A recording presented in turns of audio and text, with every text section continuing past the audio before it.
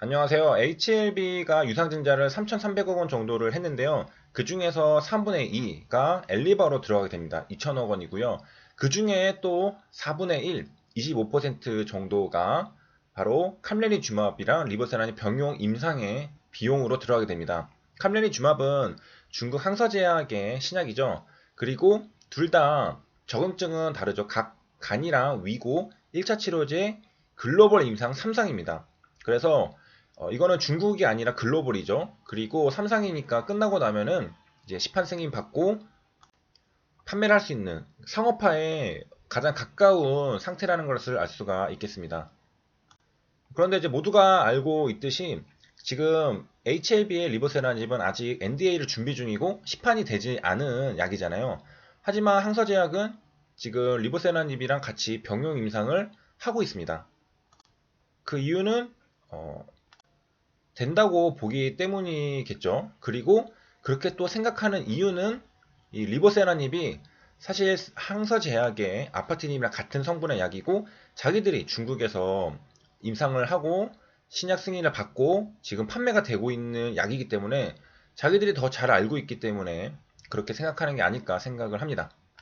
그러면은 또 이렇게 물어볼 수도 있죠. 아니 자기들이 아파티닙 있으면은 그냥 자기들 아파티닙이랑 캄연이 주마 병용을 해서 하면 되지 왜 굳이 HLB 리보세라닙이랑 병용을 하느냐? 그거는 글로벌 판권을 HLB 리보세라닙이 가지고 있기 때문입니다. 그러니까 중국에 있는 아파티닙은 중국 한정으로밖에 쓸 수가 없습니다. 그 나머지 글로벌 권리는 리보세라닙, HLB가 가지고 있기 때문에 캄레니 주마비 어쩔 수 없이 뭐 어쩔 수 없다는 표현이 좀 이상하긴 하지만 HLB 리보세라닙이랑 같이 임상을 하는 겁니다. 그러니까 이것만 봐도 권리를 가지고 있는 게 얼마나 중요한지를 한 번 더 느낄 수가 있습니다. 중국을 제외한 글로벌 권리를 HLB가 가지고 있기 때문에 중국의 항서제약이 HLB랑 같이 병용 임상을 하게 되는 거죠. 그리고 이제 추가적으로 이제 금액들이 어디에 가장 많이 들어가는가 보면은 2천억 원 중에서 금액으로 보면은 여기 신약 후보 물질 라이센스 이내에 가장 많이 들어가게 되고요. 이게 500억 정도가 들어갑니다. 그 다음에 많이 들어가는 게 NDA 진행에 따른 것들이거든요. 그래서 언아웃 익스펜스에 대략 440억. 그 다음에 그 뒤에 NDA 승인 후에 마케팅 익스펜스에서도 200억 원 정도 이렇게 들어갑니다. 이거 합치면은 한 600억 원 되죠. 이거랑 그 다음에 이제 많이 들어가는 게 캄레니 주맙이랑 리보세라닌 병용 이쪽에 많이 들어가게 되고요. 그리고 이제 의외로 많이 부각이 안 되는데 이 캄레니 주맙이랑 병용하는 게 임상 3상입니다. 3상 끝나면은 그 다음은 이제 시판에 엄청 가까운 상태거든요. 론서프 같은 경우에는 임상 1상이니까 이거 끝나면 2상 남아있고 3상 남아있고 그 다음에 이제 뭐 NDA 뭐 신청하고 뭐 그런 게 많이 있잖아요. 3상은 상업화랑 가장 밀접하게 가까운 진행 상황입니다. 그 다음에 이제 오늘 드디어 HLB가 아니라 정보 엔트로피에서 주식으로 연결이 되는 그 마지막 영상이 될 것 같은데요. 잠깐 복습하고 바로 넘어가겠습니다. 그래서 놀람의 정도죠. 그래서 독일이랑 한국이랑 축구를 했을 때 한국이 이길 확률이 낮으니까 한국이 이길 경우에 많이 놀란다. 그러면은 정보량이 더 많다라는 것이고요. 여기 보면은 공식 있죠. 그 로그 APX입니다.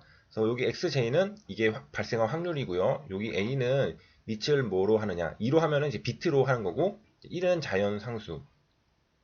그러면 이제 왜 이런 공식을 사용할 수 있을까라고 했는데 그래프를 여기 그려놨습니다. 보면은 여기 이렇게 보이는 게 로그 AX고요. 이렇게 보이는 게 마이너스 9로 붙인 겁니다. 엔트로피 보면 마이너스가 붙어 있죠. 이거는 그 확률이기 때문에 이게 마이너스가 돼요. 그래서 플러스 바꿔주기 위한 거라서 한 건데 보면은 이제 여기 로그 마이너스 그리고 이제 확률은 0에서 1 사이잖아요. 그래서 딱 잘랐습니다. 그래서 보이는 게 여기죠. 이렇게 되어 있는데 딱 이 그래프를 보면은 이제 px가 1에 가까우면은 정보량은 0에 가까워지게 됩니다. 아까 봤듯이 뭐 100%가 되면은 태양은 맨날 뜨니까 정보량이 0이잖아요. 그다음에 동전이 합 이벤트처럼 계속 앞면만 뜨면은 정보량이 0입니다. 그래서 이 함수를 그래프로 그리면은 1이 됐을 때 0이 되고요. 그 다음에 반면에 이렇게 x가 0에 가까워질수록 그러니까 px가 0에 가까워질수록은 이 이렇게 정보량은 이렇게 해서 무한대까지 올라갈 수가 있습니다. 그래서 이제 그래프를 그려봤을 때 이게 우리가 원하는 그런 그래프이기 때문에 이거를 쓸 수가 있는 겁니다. 그러니까 한마디로 말해서 그 확률이 100% 될 때는 0이 나와야 되고요. 정보량이. 근데 확률이 0에 가까워질수록 무한대로 갈 수 있는 그런 함수가 뭐가 있을까라고 했을 때 이렇게 log apx 이렇게 구하면은 우리가 원하는 이런 게 나온다는 거죠. 그래서 사용할 수 있다. 그 다음에 이제 정보량을 각자 이제 구해 보는 건데 로그 이제 밑은 2로 해놓고요. 확률을 넣었습니다. 0.81.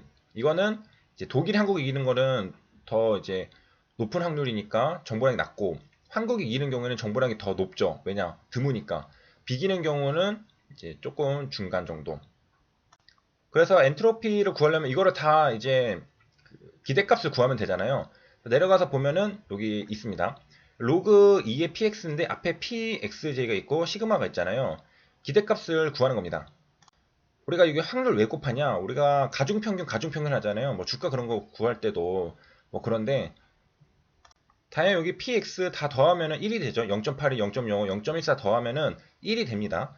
그래서 이거 앞에 거를 하나씩 이제 자기 거에 맞게 곱해주고 그 다음에 우리가 앞에 봤던 그 엔트로피 그 마이너스 로그 그 px를 곱해주게 됩니다. 그렇게 해서 이렇게 기대값이 나오게 되고요. 그 다음에 이제 엔트로피 그래프 기억하실지 모르겠지만은 어쨌든 스웨덴과 멕시코 경기는 뒤에 구해보니까 1.58이 나왔습니다. 앞에 거는 독일이랑 한국인데 독일이 이길 가능성이 너무 높다고 생각하죠, 다들. 그러니까 정보량이 더 낮고요. 박빙일수록 더 1.58 더 높습니다. 그래서 2배 정도 엔트로피가 더 높으니까 뻔한 경기는 한국과 독일 경기였다. 그래서 그 동전 던지기도 2분의 1, 2분의 1 확률일 때 가장 엔트로피가 높았잖아요. 그걸 기억해 보시면은 어느 정도. 그러니까 이 축구 경기도 스웨덴과 멕시코가 각각 이길 확률이 비슷비슷하다. 둘 다 박빙이다. 라했을 때 동전 던지기 2분의 1 확률처럼 엔트로피가 더 높아지게 되는 겁니다. 자, 그리고 이제 드디어 결론. 켈리 방정식, 켈리 크라이테리언으로 넘어왔습니다. 시간이 부족할 것 같기 때문에 그냥 바로 결론만 때리고 끝내도록 하겠습니다. 뭐 자세한 디테일한 설명들은 나중에 뭐 시간이 남고 그럴 때 한번 하도록 하고요. F는 베팅 규모입니다. 보유자금 대비 베팅 금액의 비율을 우리가 어떻게 최적화를 할 수 있을까? 어떻게 하면은 내 자본, 성장률을 최대로 할 수 있을까라는 겁니다. 그래서 베팅 규모가 F고요. 순 배당률 1원을 베팅하고 승리할 경우 순이익이 B1일 때 순 배당률이고요. 승리 확률 P, 반대로 패배 확률은 1-P가 되겠죠. 이건 Q로 따로 적어놨고요. 그럼 승리 확률만 있으면 되겠죠. 왜냐? 패배 확률은 1-P니까. 그래서 총 공식을 보면은 P를 곱하고요. 1, B 더하기 1, 마이너스 1 해서 B로 나눠주면은 이게 베팅 규모가 됩니다. 비율이 되고요. 여기 이제 간단한 예가 있는데 만약에 손익비가 1대1이다 라고 했을 때는 여기 비다 1 넣으면은 2p-1이 되죠. 보면은 여기 2p-1 이제 여기 P에다가 확률을 넣으면은 내가 이제 원금 대비 얼마나 베팅해야 되는지가 나오죠. 손익비가 1대1일 때. 간단하게 구할 수 있고요.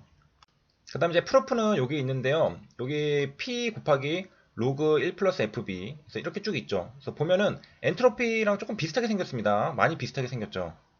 물론 이제 더 자세한 증명은 다음에 제가 시간 남을 때 해드리고 이거는 휴리스틱한 프루프라고 합니다. 그래서 아주 직관적으로 우리가 이해할 수 있는 그런 증명인데요. 이거를 이 E는 로그 웰스입니다. 로그 웰스. 이거를 맥시마이즈 하는 F를 구해보자. 그래서 F로 미분을 때립니다. 그러면은 여기 B, PB 나누기 1 플러스 FB가 되죠. 그 다음에 1-P, 이거를 1-F로 되죠. 그래서 equal 0 해가지고 계산하면은 아까 봤던 그 공식 나옵니다. P 빼면은 B 플러스 1 마이너스 1, B 되죠. 이렇게 해서 증명이 됐고요.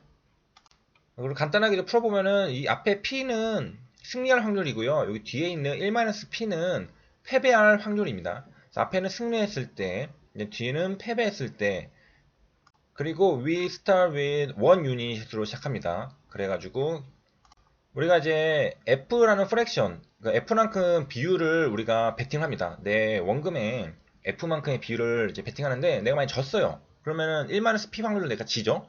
그러면 내가 잃는 것은 1-F입니다. 내가 잃는 건 F고 내게 남은 거는 1-F가 되겠죠. 내가 베팅한 F만큼을 잃고 1-F만큼은 내 수중에 남아있는 돈이 되겠습니다. 반면에 이제 내가 이겼을 때, P로 이겼을 때는 1 플러스 내가 베팅한 F만큼, 그 다음에 이 B가 아까 봤듯이 순 배당률이잖아요. 1월 베팅한 승리할 경우 순이익. 그만큼 받는 겁니다. 내가 베팅한 것만큼 이제 B, 그렇게 해서 최적의 이제 베팅 비율이 나오게 됩니다. 한마디만 이제 더 하고 마치려고 하는데요. 이제 물론 이제 디테일한 부분들이 상당히 많이 빠져 있기 때문에 아마 다음에 한 번 더 다룰 것 같긴 하지만 핵심은 이거대로 계산을 해보면은 내가 승률이 60%다라고 했을 때 내가 얼마나 넣으면 될까요? 60%면 상식적으로 생각했을 때 그냥 몰빵 계속 때리면은 계속 돈 버는 거 아니냐라고 생각할 수 있겠지만은 그렇지 않다는 결론이 나오게 됩니다. 이렇게 생각할 수 있잖아요. 카지노에서 내가 단 51%의 승률만 가지고 있어도 내가 하우스 대비 1%만 더 승률이 높아도 그냥 몰빵 계속 쳐가지고 하면은 내가 계속 할수록 이기는 거 아닌가 생각할 수 있습니다. 하지만 그게 최적도 아닐 뿐더러 그렇게 하면 안 된다라는 결론이 나오게 되는 겁니다. 여기서 직접 넣고 계산을 해보시면은 알게 됩니다. 그래서 여기까지 시청해주셔서 감사합니다.